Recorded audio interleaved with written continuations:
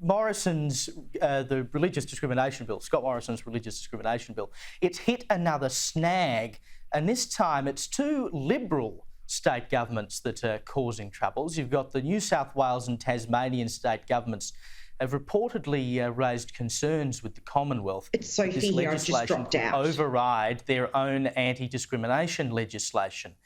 Now, Gideon, why are so many Liberals standing in the way of protecting religious freedom?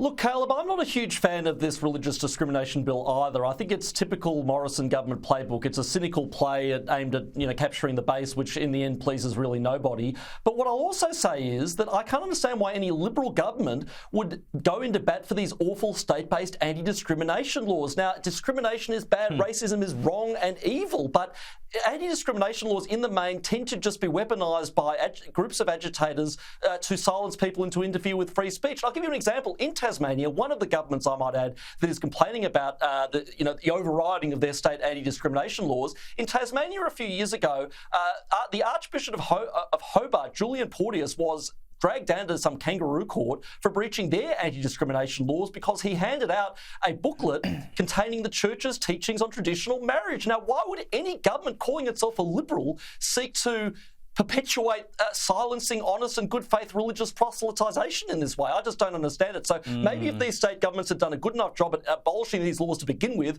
the feds wouldn't have to step in and do it for them.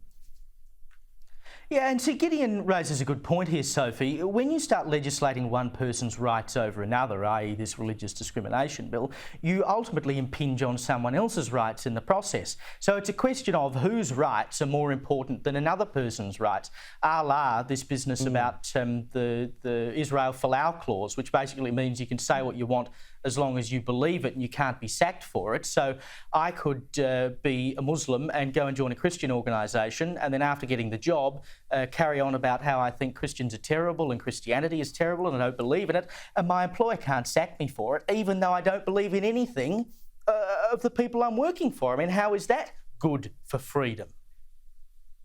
Oh, look, Caleb, it's a mess, and I really was hoping that this would have been sorted out last year. It's yet another thing that the Morrison government's got to sort out ahead of the next election. It's very important to a lot of people, but now, yet again, on another issue, we have the state and Commonwealth bickering.